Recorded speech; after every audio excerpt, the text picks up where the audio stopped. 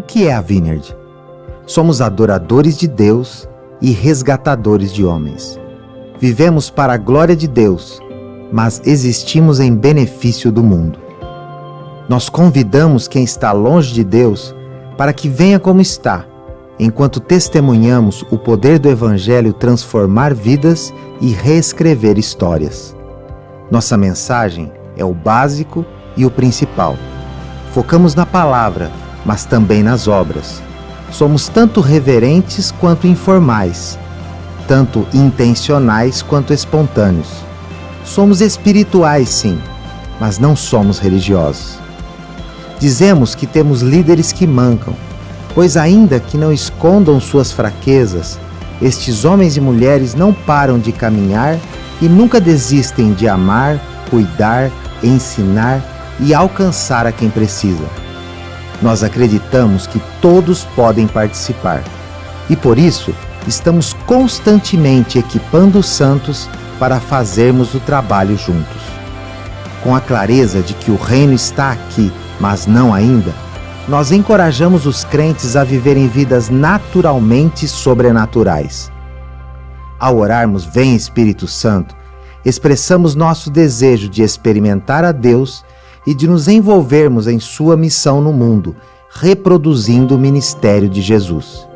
Somos um movimento de igrejas que plantam igrejas, comunidades bíblicas e saudáveis que se multiplicam para alcançar e curar pessoas. Somos pessoas do reino. Vineyard Brasil. Igrejas para Deus e para o mundo. Bom dia a todos vocês. Nós estamos começando agora mais um culto para louvar e adorar o nosso Deus. Deus vivo, Deus eterno e Deus maravilhoso. E eu quero começar lendo alguns versículos do profeta Isaías. Isaías 43, versículos 19 a 21. Ouçam bem o que o Deus está falando por intermédio do profeta. Esqueçam o que se foi. Não vivam do passado. Vejam, estou fazendo uma coisa nova.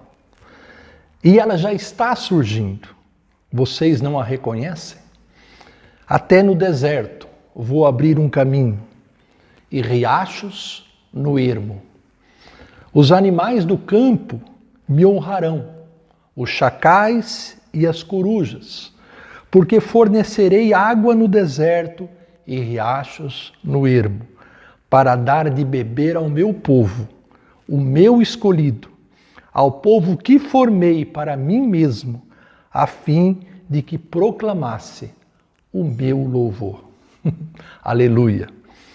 Talvez nesta manhã, enquanto você participa deste culto, você esteja passando por um deserto. Ou talvez nesta manhã a sua alma esteja totalmente seca, como aquele ermo. O que Deus está falando, irmãos, para todos nós nesta manhã é: pare de olhar para trás. Pare de viver de coisas do passado. Deus tem coisas novas para você. Deus tem novidade de vida para você, grandes coisas para você. E elas já estão surgindo. Basta você parar e olhar. Deus está fazendo coisas novas na sua vida. Os caminhos, os teus caminhos, já estão sendo abertos, mesmo em meio ao deserto. As águas já estão começando a correr, mesmo nos lugares áridos. Basta você olhar. Creia no poder de Deus. Creia na fidelidade de Deus. Creia que Jesus pode mudar totalmente a sua vida a partir de hoje, a partir de agora. Com essas palavras de esperança, de motivação, eu quero te convidar para nós adorarmos juntos a Deus. Para nós louvarmos e proclamarmos o seu louvor, porque é para isso que nós estamos aqui. É para isso que nós somos formados, é para isso que nós somos criados, diz Deus através de Isaías. Sejam todos bem-vindos. Nós somos da Vineyard de Morada, uma comunidade de amor e uma comunidade de vida. Vamos orar? Senhor, nós nos reunimos como teu povo para prestarmos um culto de adoração. Muito obrigado por tudo que o Senhor tem feito e por tudo que o Senhor vai fazer na nossa vida. Obrigado pelas águas vivas. Obrigado porque Cristo é a água viva que nos renova, que nos restaura, que nos transforma. Vem nos transformar nesta manhã. Ajuda-nos a enxergar aquilo que o Senhor já está fazendo ao nosso redor. Nós queremos te louvar e te engrandecer por meio deste culto, em nome de Jesus. Amém. Vamos louvar a Deus com uma canção agora.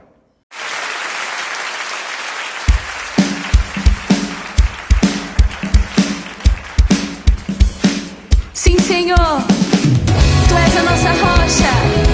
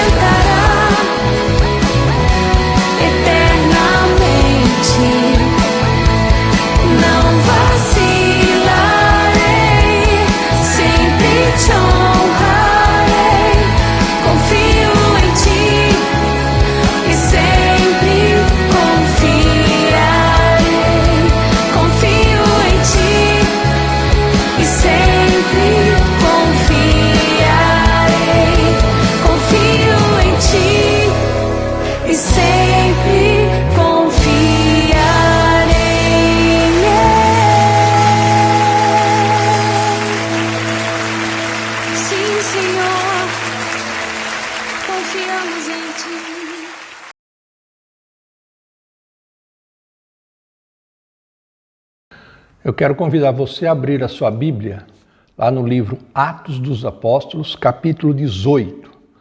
Nós vamos ler os versículos 9 e 10. Atos 18, 9 e 10.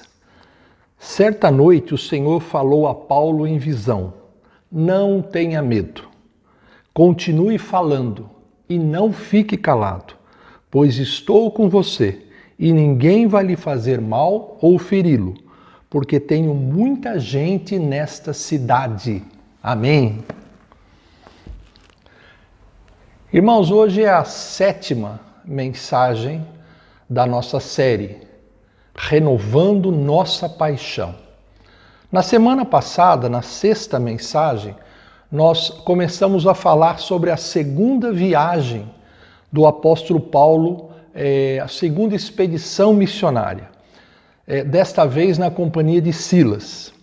A ideia de Paulo e Silas, num primeiro momento, era ficar ali na Ásia Menor, visitando as igrejas que Paulo já havia fundado na primeira viagem, junto com Barnabé, e fundando outras igrejas ali mesmo, naquela região, nas proximidades. Mas o Espírito Santo tinha outros planos. O Espírito Santo, então, enviou-os para a Grécia, que era a porta de entrada para a Europa. E ali, na Macedônia, que é a região norte da Grécia, eles visitaram 3 cidades muito importantes: Filipos, Tessalônica e Bereia.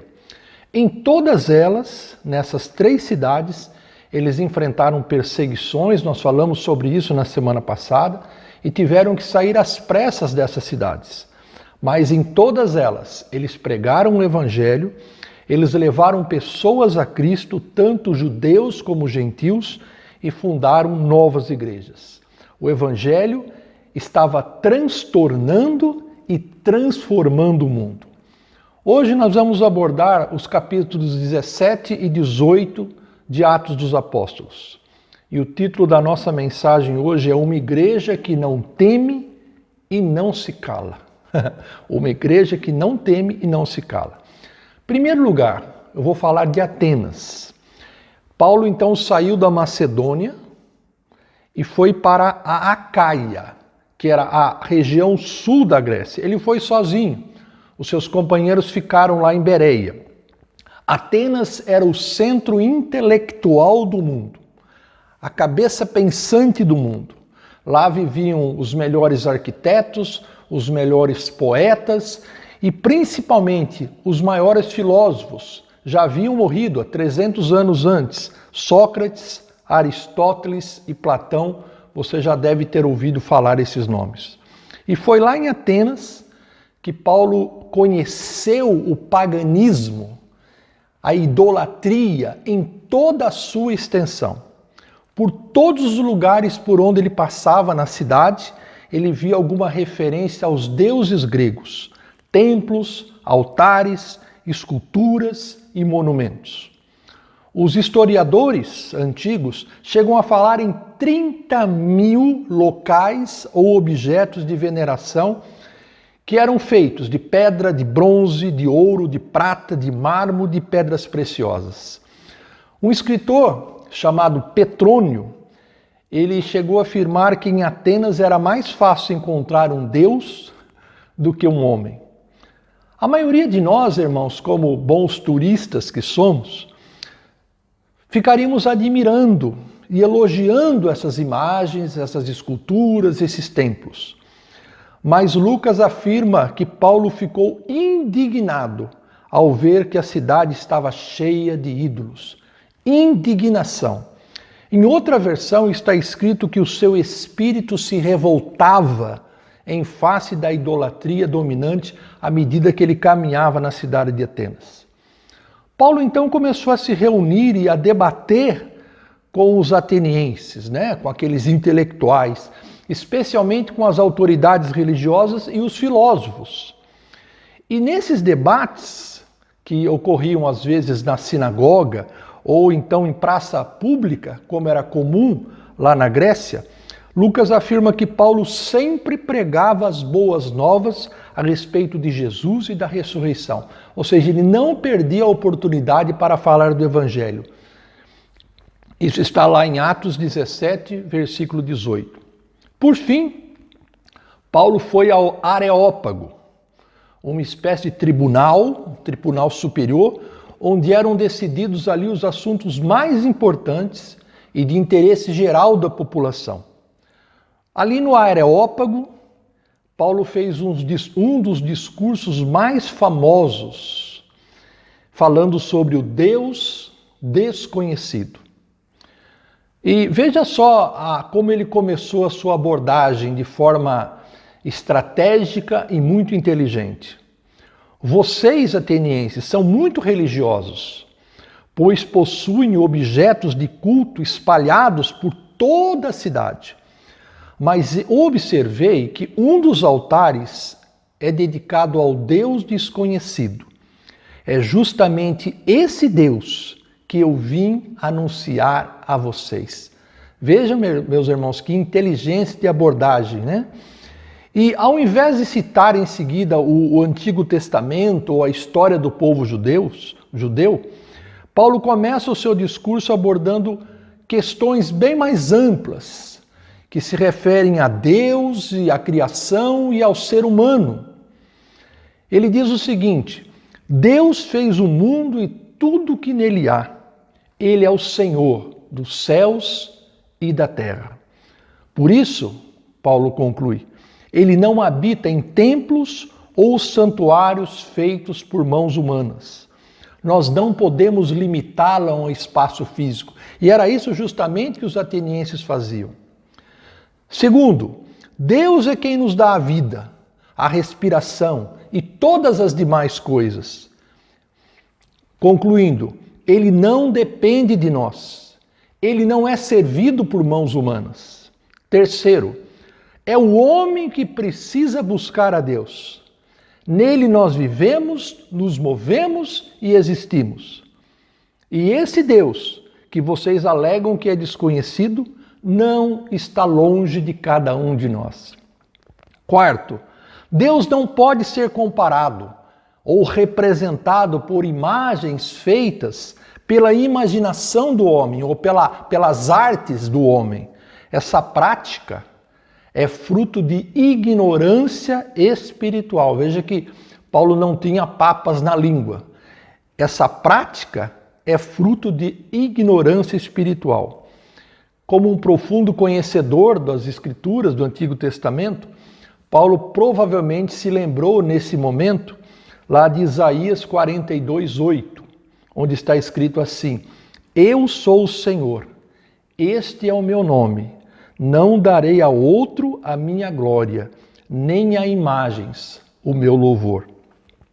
E para concluir aquela mensagem, ali no Areópago, Paulo voltou a falar sobre arrependimento e fé. Ele diz que Deus deseja que todos os homens se arrependam, porque um dia ele voltará para julgar o mundo por meio de um homem que ele mesmo escolheu, Jesus Cristo. E ele deu provas disso ao ressuscitá-lo dentre os mortos. Atos 17, 30 e 31. Mas quando Paulo falou em ressurreição dos mortos, muitos começaram a zombar, começaram a escarnecer. Na cultura grega, era uma cultura dualista, acreditava-se que a alma era boa e imortal, mas o corpo era mau, corrupto. Então, na mente deles, era inconcebível que o corpo ou a matéria física voltasse à vida. Apesar do escárnio da maioria que estava ali no Areópago, Lucas afirma que algumas pessoas creram e se juntaram a Paulo. O Espírito Santo continuava agindo nos bastidores. O meu destaque aqui, irmãos, vai para a idolatria, que é algo muito mais sério do que nós podemos pensar. Ídolo é tudo aquilo que é colocado no lugar de Deus. Ídolo é tudo que nós colocamos na nossa vida no lugar de Deus. E no mundo que nós vivemos hoje, existem muitos ídolos, tão prejudiciais como as imagens gregas. Mas a maioria desses ídolos é invisível e imperceptível aos nossos olhos. Riqueza, fama, aceitação, sexo, álcool, drogas, comida, beleza, trabalho, lazer, internet e até mesmo pessoas podem se tornar ídolos. Qualquer coisa que domina a nossa mente, substituindo Deus ou impedindo a nossa relação com Ele, torna-se um ídolo na nossa vida. E assim como o apóstolo Paulo, não basta para os cristãos, para nós, reconhecermos essa verdade. O cristão precisa primeiramente reprovar essas coisas. Reprovar e, em segundo lugar, deixar de praticar na sua vida. Se nós não fizermos isso, irmãos, se nós não condenarmos, não reprovarmos, não denunciarmos e não deixarmos de praticar na nossa própria vida, nós estaremos agindo tal como aqueles atenienses no Areópago, ou seja, zombando e escarnecendo do Evangelho de Jesus Cristo. Em segundo lugar, eu quero falar agora sobre Corinto. Saímos de Atenas agora e vamos para Corinto. Paulo dirigiu-se a Corinto, depois ele saiu de Atenas, e Corinto era a capital da Acaia, da região sul da Grécia, um importante centro comercial. Se Atenas era um centro intelectual, aqui Corinto era um centro comercial e pessoas de todo o mundo afluíam para a cidade de Corinto por causa que ela era um lugar muito estratégico para o comércio. Enquanto ele estava sozinho lá em Corinto, Paulo teve que trabalhar para se sustentar. Aí ele conheceu ali em Corinto um casal de judeus, Áquila e Priscila, e passou a trabalhar com eles na fabricação de tendas. E esse casal, mais para frente, acabou sendo um apoio muito importante para o ministério do apóstolo Paulo. Mas pouco tempo depois, Silas e Timóteo voltaram lá da Macedônia, na parte norte. E quando eles voltaram, Paulo então parou de trabalhar e Lucas diz que ele se dedicou exclusivamente à proclamação do Evangelho. Ele se dedicou exclusivamente à pregação do Evangelho. Paulo tinha consciência do seu chamado e nada poderia desviá-lo desse propósito, da vontade de Deus para a sua vida. Isso é muito importante para nós pensarmos um pouco nos nossos ministérios, naquilo que Deus quer fazer através de nós. Mas diante da resistência, mais uma vez, as autoridades judaicas ali para ouvir o Evangelho e para crer no Evangelho, Paulo tomou a decisão de voltar-se mais para os gentios. Então ele deixou de pregar na sinagoga e começou a pregar e a ensinar na casa de um homem chamado Tício Justo. E essa casa ficava ao lado da sinagoga, ficava ali perto da sinagoga. E Lucas escreve, diz que muitas pessoas, muitos gentios, começaram a crer e a ser batizados. E judeus também. Mas por causa da oposição, da resistência, das ameaças e das maldições, como Lucas escreve, lançadas pelas autoridades judaicas, Paulo teve uma visão durante a noite.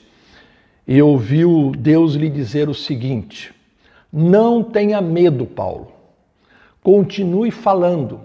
Não fique calado, pois eu estou com você. Eu estou com você. E ninguém vai lhe fazer mal e nem feri-lo, porque eu ainda tenho muita gente nesta cidade. Ainda existe muita gente nesta cidade aqui de Corinto que precisa ouvir o Evangelho e ser salvo.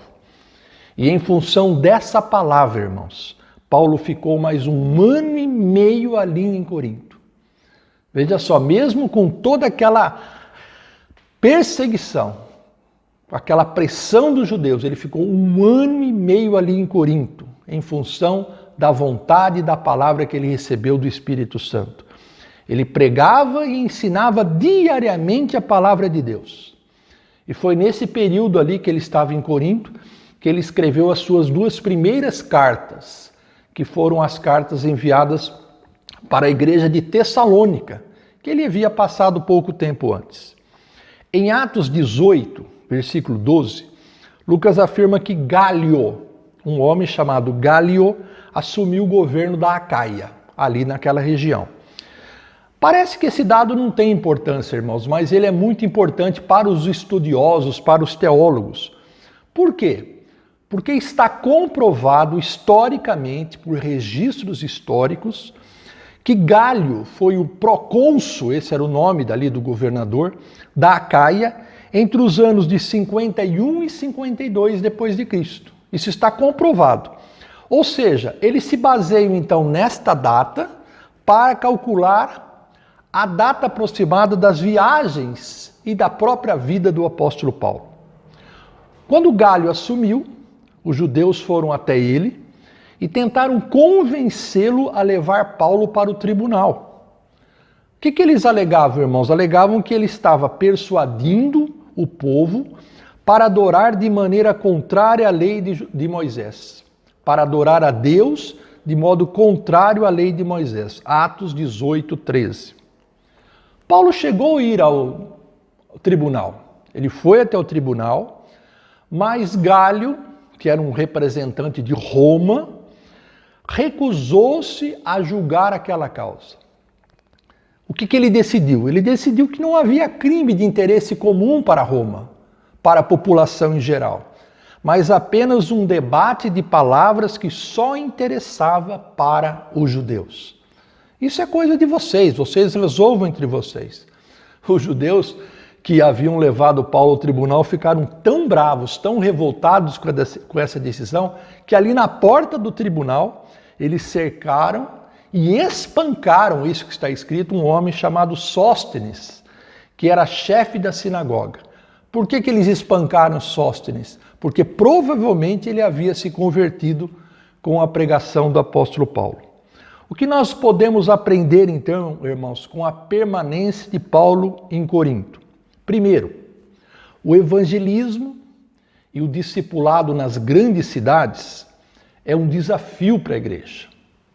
Não é de hoje, há muitos anos. Esse tema é a missão urbana, e tem sido muito debatido nas últimas décadas.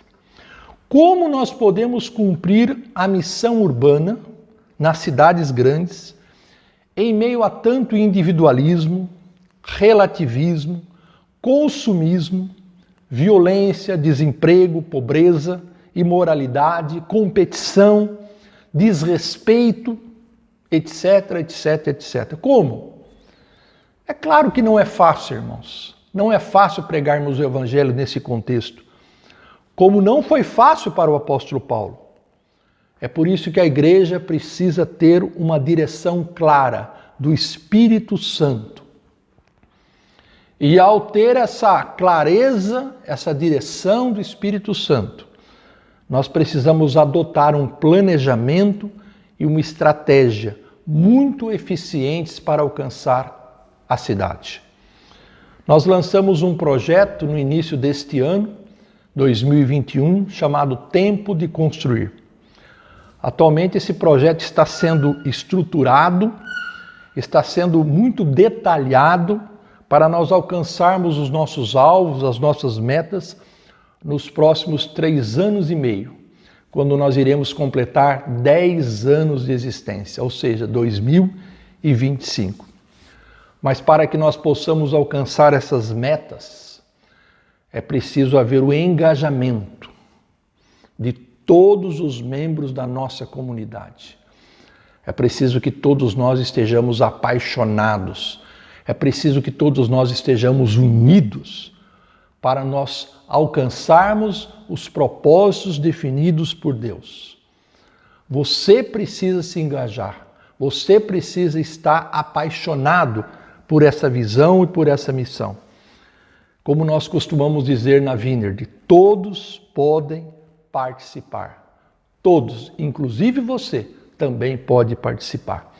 Segundo destaque que eu quero fazer de Corinto, nós vamos enfrentar muitos desafios para atingirmos essas nossas metas do nosso projeto e alcançarmos a cidade de Araraquara, por meio da adoração, do evangelismo, do discipulado, da comunhão e do serviço. Mas eu creio, irmãos, que o Espírito Santo continua nos dizendo hoje, o mesmo que ele disse para o apóstolo Paulo: não tenham medo, continuem falando, não fiquem calados, porque eu tenho muita gente aqui nesta cidade. Amém? Eu tenho muita gente nesta cidade. O que o Espírito Santo espera de nós, irmãos, como diz o título desta mensagem de hoje, é que sejamos uma igreja que não teme e não se cala. Uma igreja que não teme e não se cala. Finalmente, o retorno para Antioquia. Pouco tempo depois, então, que ele ficou ali em Corinto 1 ano e meio, ele decidiu voltar para a base de Antioquia, lá na Síria. Ele já estava na estrada, como nós costumamos dizer, há 2 anos. Antes disso, porém, antes de voltar para Antioquia, Paulo passou em Jerusalém. E ali provavelmente ele deu um novo relatório para os líderes, para a liderança da igreja cristã em Jerusalém. Vejam o que Deus está fazendo. Vejam como Deus está agindo em nosso meio. Que relatório maravilhoso para ser dado. De Jerusalém, ele voltou para Antioquia e concluiu assim a segunda expedição missionária, a segunda viagem, por volta de 52 depois de Cristo. Eu quero só abrir um parênteses para falar que nesse meio tempo surge na história mais um importante personagem, que é Apolo. Apolo, ele era oriundo de Alexandria, ali no Egito, que era um centro de educação muito famoso em todo o mundo, né? Vocês já ouviram falar da Biblioteca de Alexandria. Lucas afirma que Apolo era um homem culto, tinha grande conhecimento das Escrituras e falava com eloquência sobre Jesus Cristo. E esse homem saiu de Alexandria e foi para a cidade de Éfeso, ali na Ásia Menor. E começou a falar corajosamente na sinagoga, Atos 18, 25 e 26. Começou a falar corajosamente. E nesse tempo, ali em Éfeso, estavam Áquila e Priscila. Vocês lembram dele, lá de Corinto. E lá eles se conheceram. Apolo, Áquila e Priscila. E Áquila e Priscila fizeram questão de levar Apolo para a casa deles e orientá-lo com mais exatidão acerca do caminho de Deus. Olha que interessante, irmãos, o que nós deduzimos por esta passagem. Apolo já tinha ouvido falar a respeito de Jesus. Apolo tinha abraçado a fé, mas ainda não tinha um entendimento completo do Evangelho, especialmente sobre o significado da morte e da ressurreição de Cristo.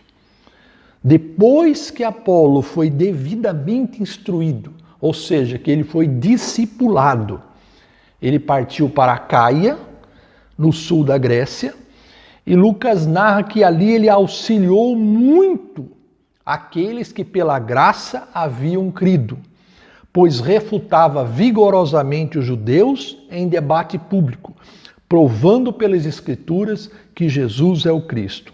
Atos 18, 27 e 28. E esse Apolo passou a ser outro parceiro muito próximo de Paulo. Exerceu grande influência ali na igreja de Corinto, né, na Acaia. Vocês se lembram muito bem que quando Paulo escreveu a sua primeira carta para a igreja de Corinto, ele fez uma séria advertência para aqueles cristãos, porque havia uma divisão interna. Uns falavam que eram de Paulo, outros falavam que era de Apolo. Por aí dá para perceber a influência de Apolo também naquela igreja. Veja o que Paulo falou nessa ocasião, irmãos. Quem é Paulo? Quem é Apolo?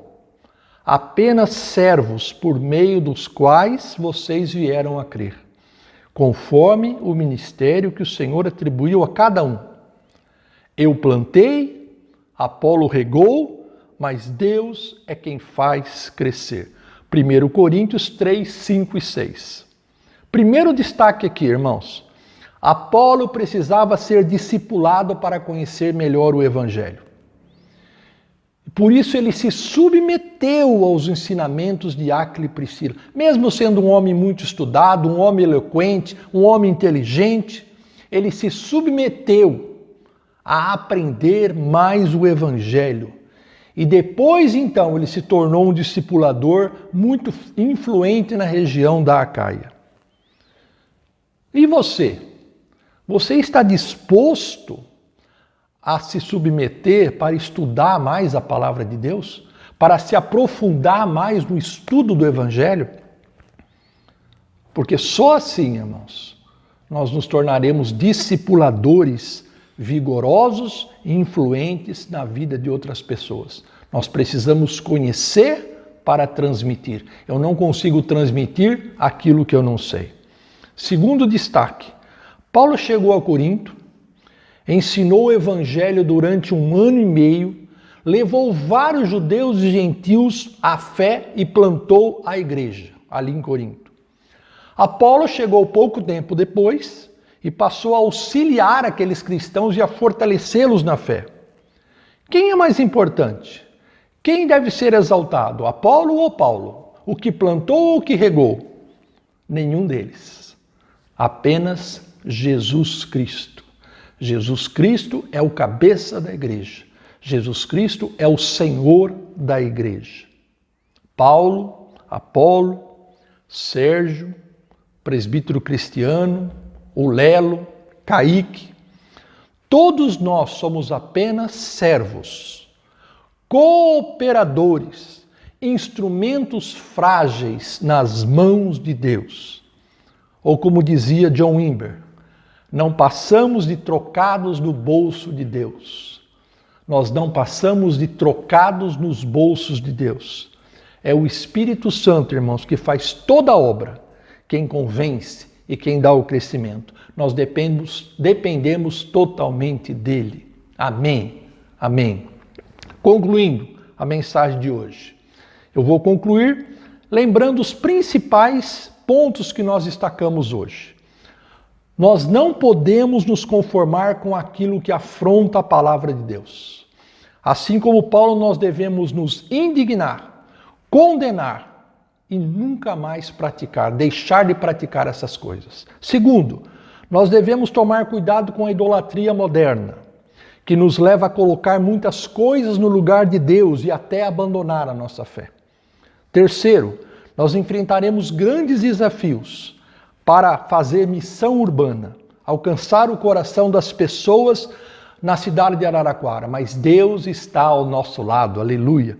Ele nos encoraja, Ele nos fortalece quando nós estamos temerosos ou confusos. Quarto, é muito importante o aprendizado contínuo da palavra de Deus, tanto na igreja como nas casas, para nós nos tornarmos discípulos corajosos e frutíferos como foi Apolo. E quinto, nós não podemos esquecer jamais que somos apenas servos e colaboradores de Deus e que todo o resultado depende unicamente da ação e do poder do Espírito Santo. Que Deus esteja usando a nossa comunidade, Amor e Vida, para cumprirmos os seus propósitos. Que Deus, irmãos, esteja renovando a nossa paixão por Cristo, pelo Evangelho, pela Igreja e pelo Reino de Deus, para nós nos tornarmos uma igreja que não teme e não se cala. Em nome de Jesus. Amém? Vamos orar? Vamos orar juntos? Feche seus olhos, eu quero agora ministrar ao seu coração. Vamos colocar a nossa igreja, a nossa vida nas mãos de Deus, para que nós possamos cumprir a missão que Ele tem para nós, assim como Paulo, assim como Barnabé, assim como Silas, assim como Apolo, assim como Áquila, Priscila, todos esses personagens que deram suas vidas e seu tempo para a pregação do Evangelho. Senhor, nós nos colocamos nas Tuas mãos como vasos de barro, como instrumentos frágeis, Senhor, e pedimos que o Teu Espírito Santo venha sobre nós, nos fortaleça, nos capacite, nos encha. Acende, Senhor, a nossa paixão pelas coisas do alto, pelo Teu Evangelho, pela palavra da vida, palavra que nos dá esperança, nos renova cada manhã.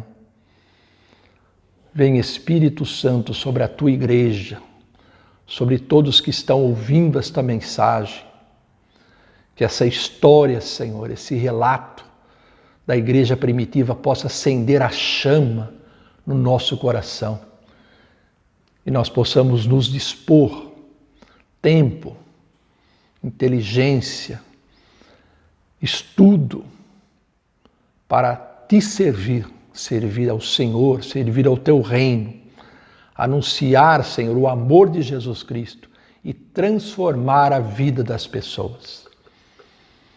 Visita cada um agora, Senhor, visita cada casa, cada família,